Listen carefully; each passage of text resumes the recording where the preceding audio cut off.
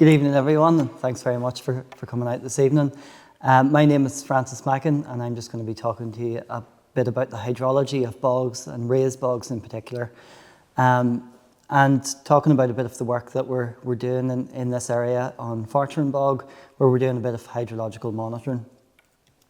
So active raised bogs were once very common across Ireland. There was once 310,000 hectares of active raised bogs.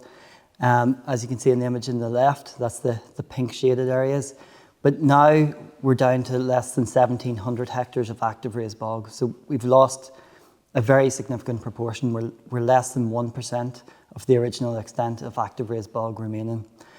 So it's a really unique and really rare habitat that only occurs in certain parts of the world, and Ireland has one of the last, I suppose, strongholds of active raised bog remaining.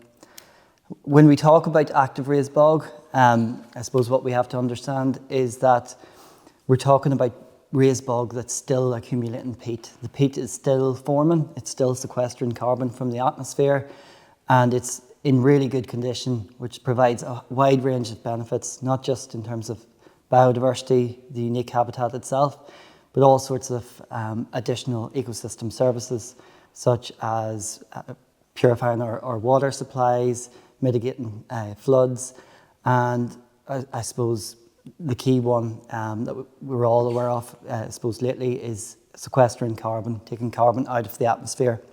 So the image on the left is really high quality central ecotope, the best quality active raised bog.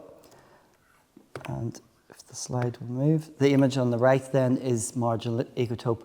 So this is where the bog has been dried out. So it hasn't been cut away, but it's been drained, either by drains on the surface of the bog or at the margin where turf cutting has taken place. This dries out the bog, causes the peat to subside, increases the surface slope, and means that water flows more rapidly off the bog.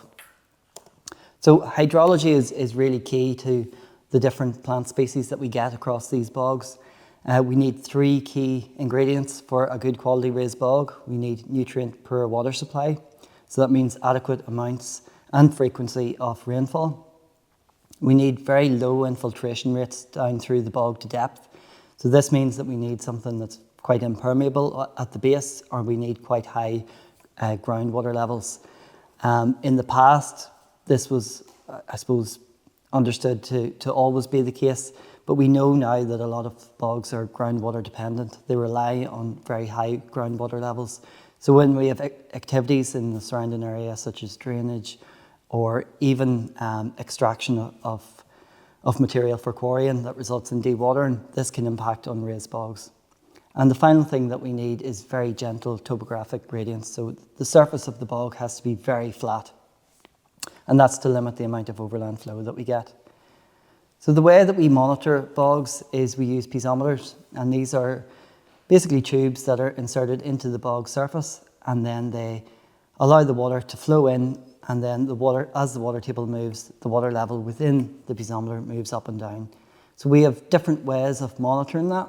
We can go out and we can manually measure the water table, or we can put in automated data loggers to record that at a more frequent basis. At Fortran Bog, we're currently monitoring the water table with manual monitoring. So we're going out there monthly, recording the water table, and just getting a picture of the condition of these bogs. I suppose the key things that we're seeing are that in some areas the water table has remained very close to the surface, where there's no evidence of any drainage or any damage. But as we approach the margins of the bog, where there's more drains, we see that the water table is slightly deeper. We're just starting to enter the summer period, so it'll be interesting over the next couple of months to see how the water table responds to higher temperatures, more evapotranspiration of the bog, and I suppose less rainfall in certain months. So this is just an indication of some of the results that you can get from your hydrological monitoring. The image on the left gives us a continuous record with hourly data. This is when we use data loggers. And what you can see is the water table was dropping down to about 50, 60 centimetres in this location during the summer months. We carried out restoration work indicated by the yellow line, and then the water table came right up above the surface. So what we want is we want the water table to remain within 10 centimetres of the ground surface for 90% of the year. So that means it might only take a 2 to 3 week period in the summer for the water table to decline down to 50, 60 centimetres to mean that the really important species that grow across these bogs, the sphagnum mosses, the bog builders as we call them, can't survive in those sorts of conditions. Those drought conditions dry out the mosses and they simply can't survive. So with restoration and blocking of drains, what we want to do is stabilise that water table, bring it up closer to the surface.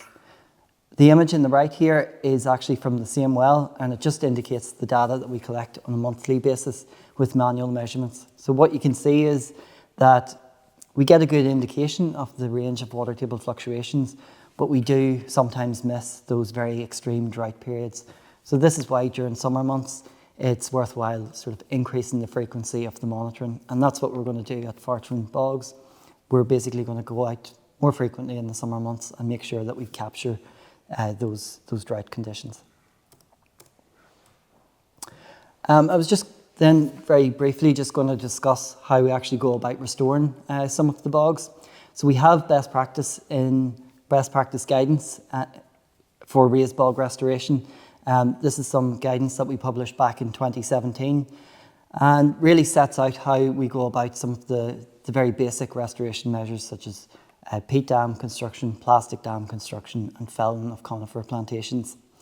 We're currently working on a 2024 revision, so we hope to have that published later this year, and that includes more details of more enhanced measures, things like cell bunding and I suppose contour bunding measures that are more intensive but potentially give us better results in more challenging areas. So this is the process of how we go around developing a restoration plan. We start with hydrological characterisation and baseline monitoring.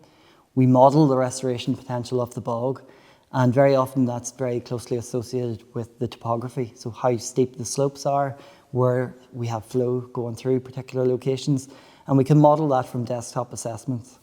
We then map all of the pressures. That includes things like drainage features, forestry, turf cutting, and then we go out into the field and we verify those pressures. We identify the depths of the drains, what the substrate material is underneath the drains, and we also suggest that ecological surveys are carried out to make sure that restoration doesn't impact on any areas that are particularly sensitive or any very important species that we come across. We refine the restoration plan and then develop a detailed specification and costings that then goes out to tender to contractors to carry out this work. So this just gives a typical example of what a restoration plan looks like. So what you can see with the different shading and the different colours is just an indication of all of the different drainage features and bundling measures that we propose across the site. This is Scohoboy Bog, NHA in County Tipperary, and this is a site where we've probably implemented over 90% of the restoration measures required to return this site to favourable conservation condition. So this is a site where there's been a huge amount of restoration work carried out by Quilcha, National Parks and Wildlife Service, as well as very significant involvement from the local community. So when we develop these restoration plans, this is some of the data that we would collect out in the field. So it would be information on drainage widths, drainage depths, whether the drain's actively flowing, whether we need to change anything within the restoration plan. And all of this information is just collected, taken back to the desktop, and we refine the plan. Peat dams are probably one of our key restoration measures and something that it would be ideal to see implemented at some of the bogs in this local area, where there are drains that are lower in the water table and meaning that the sphagnum mosses aren't as extensive as they can be. Peat dams are really effective when constructed properly. We don't need to import any materials. They really blend into the landscape well, and they're very cost effective. So once you get a machine on site, peat dams can be implemented very quickly. The most difficult aspect of peat dams is that where the bogs got a very high water table, it's difficult to get machinery into there. So in those cases, we usually opt for an alternative such as plastic dams. Peat dams are also much more susceptible to erosion. So if there's a lot of active flow in a drain, we would recommend an alternative such as plastic dams. So this is just an example of some of the restoration work that has been carried out across some of the bogs in the Midlands. And what you can see here in the image is just the little peat dams that are well keyed into the base and the sides of the drain, and they just sit above the level of the drain to allow for further subsidence of the peat over time. What you can see in this image is that in the flat area of the bog that we're looking at here, the dams are quite spaced out. So typically we're looking at 30-metre spacing and very flat topography. But what you can see as we go towards the margins of the bog and that slope starts to increase is we have the dams much more frequently.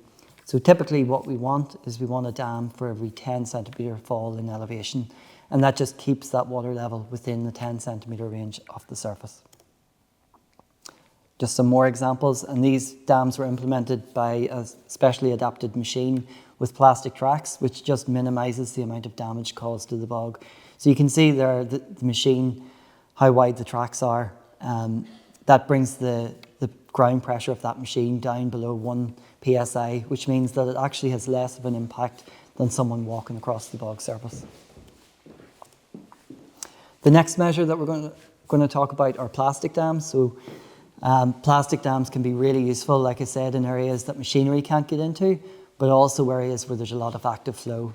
They can be put in by hand, so work really well in areas where it's very difficult to get a machine for just a small number of dams.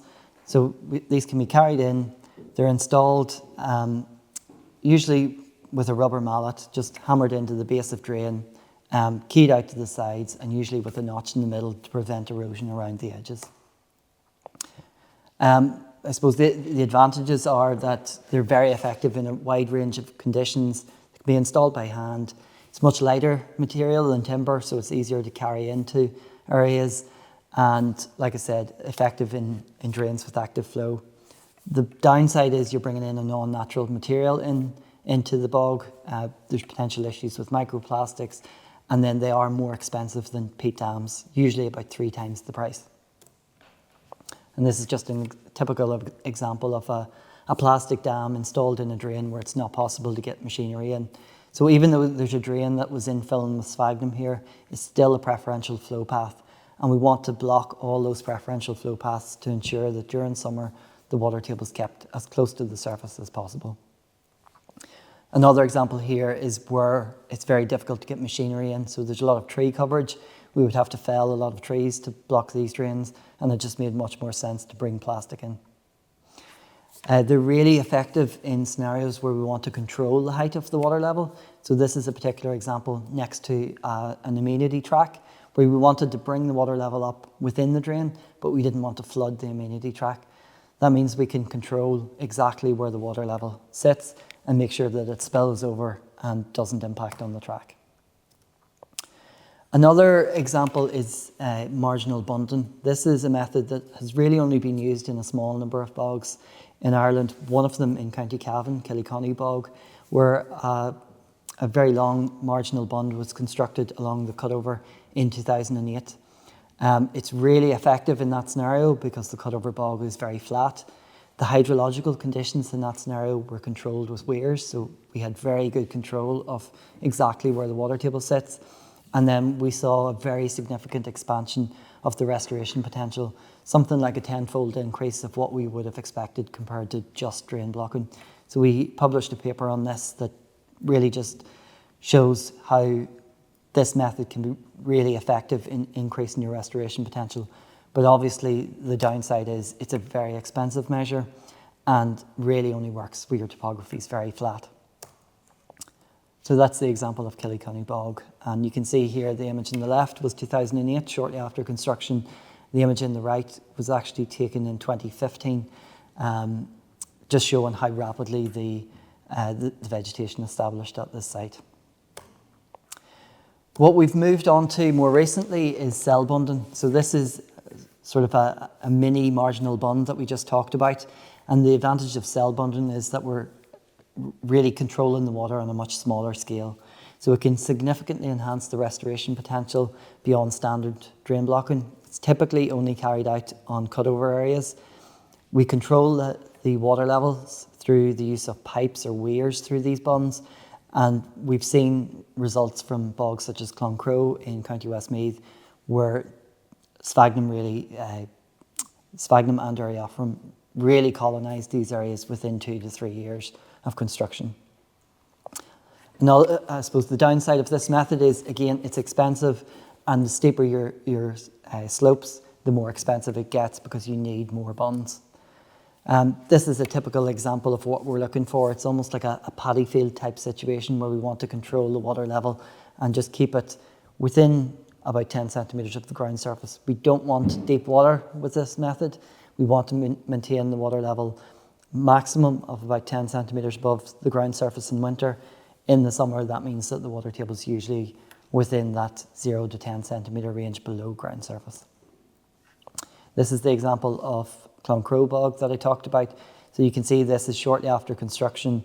Very rapidly we see the water levels increasing, and you can see here just the difference that 2 years has made. The image on the left is March 2021, the image on the right is June 2023. So within 2 years you can really see that bog cotton starting to colonise, and there's lots of sphagnum starting to come in. So bog cotton would be our very first coloniser, and that gives us the conditions that allow the sphagnum to come in. This is just some more examples of the conditions that we see. What you can see here is that we control the water levels in this scenario with the use of weirs. These are constructed from plastic dams, so very similar to the plastic dam scenario that I talked about, but it just lets us control exactly where we want the water level to sit. These are just some more examples of cutover bog. This is the All Saints bog in County Offaly, and you can see the difference that the marginal bunds have made. It's just really increased the restoration potential of these areas that previously really we would have only seen very small pockets of restoration to sphagnum, high sphagnum coverage. This method can be applied on burr peat areas. So this is another area of All Saints bog, and this is early on in the construction. You can see that the bunds very rapidly resulted in a rise in the water table levels, and then this is when the works were complete. So we've massively increased the restoration potential across this area over just drain blocking alone. Something that was quite nice with this project was the opportunity to, I suppose, put a bit of an artistic side of things into it. So there was some of the bunds were turned into a curlew, as you can see here. This is very, very early after construction. You can actually still see the machines working in this area.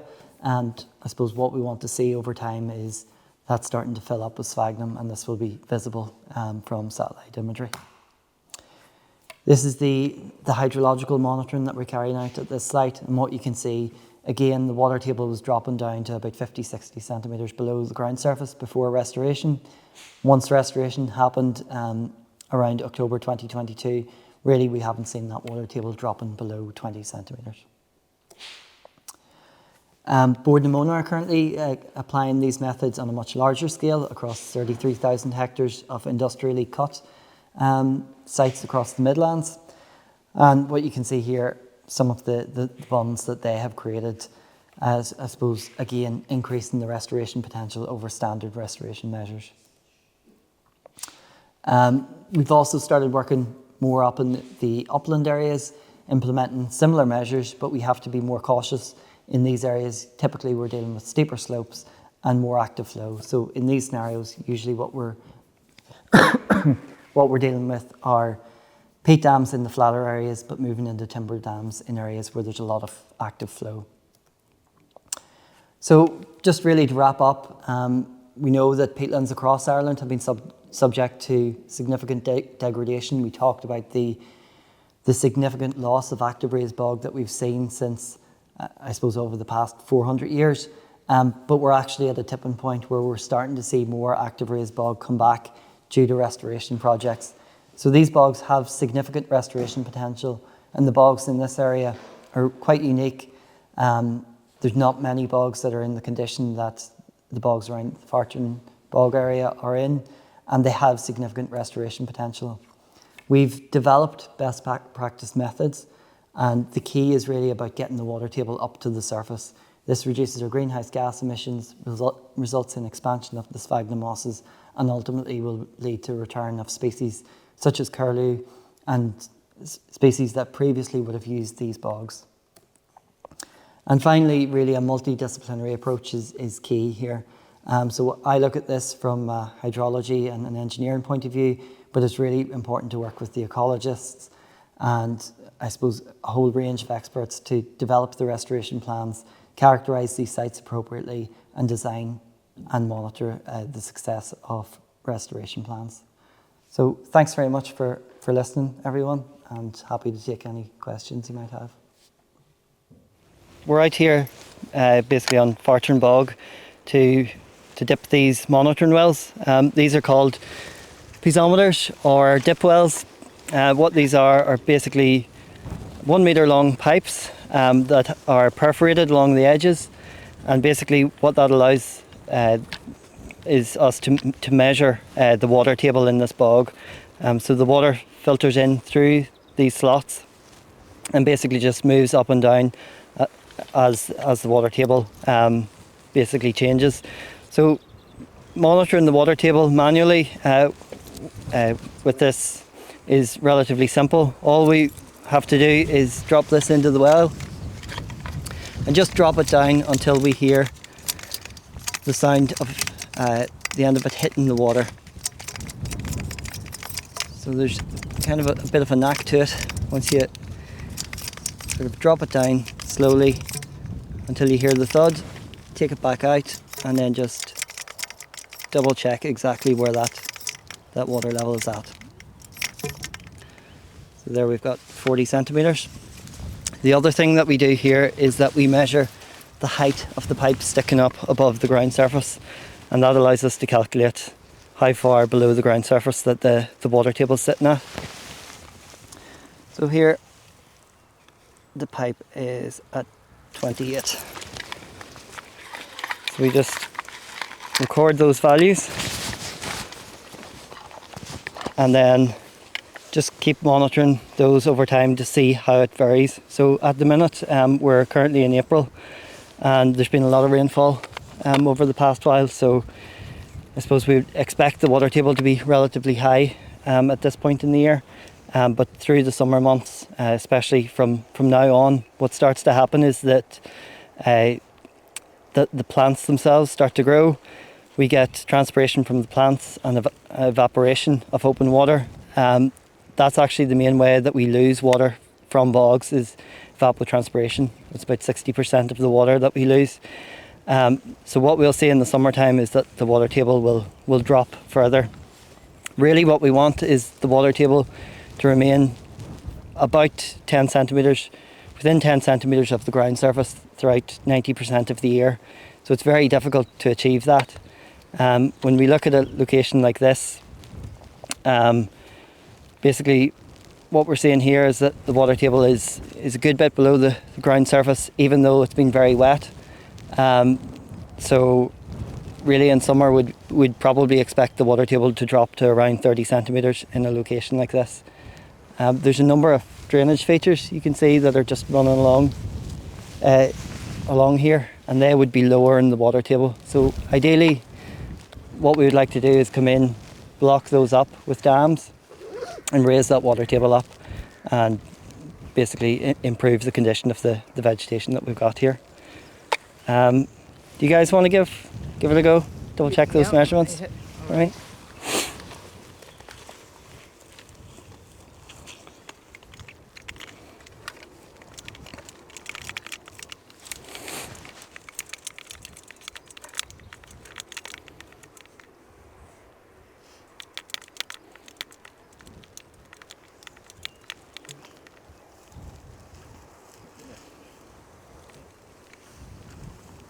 Yeah. 14? Yeah. So you're taking the 28 away from that? Yeah, exactly. So it's 120 below. So it's 12 centimetres below the ground surface. What was the other one? The other one was 10 centimetres below the ground surface. So really, it's not that surprising. Just You need, on this side, I'd say it's 27. So, I don't know. yeah, it's to do with how you measure the ground surface, and the Yes. ground surface is very difficult to measure in a bog because it varies so much. Yeah, here you get 28, so. Yeah. And that's why it's useful to measure it every time, because then you get a good indication of, you know, exactly where it might be.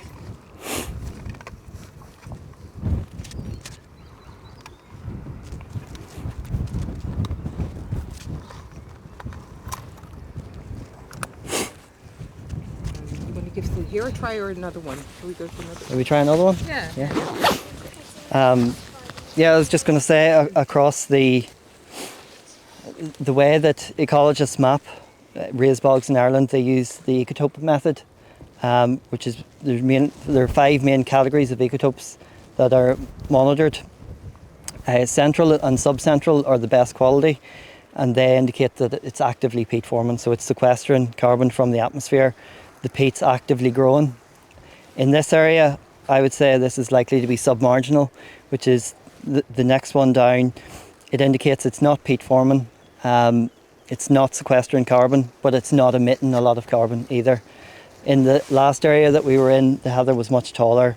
There was a lot more bare peat. I would say we were probably in marginal ecotope, and that's where you start to get more carbon emissions. So overall, like, not amazing quality here, but given that there's drains, it could really be improved, and you could get pockets of subcentral in this area.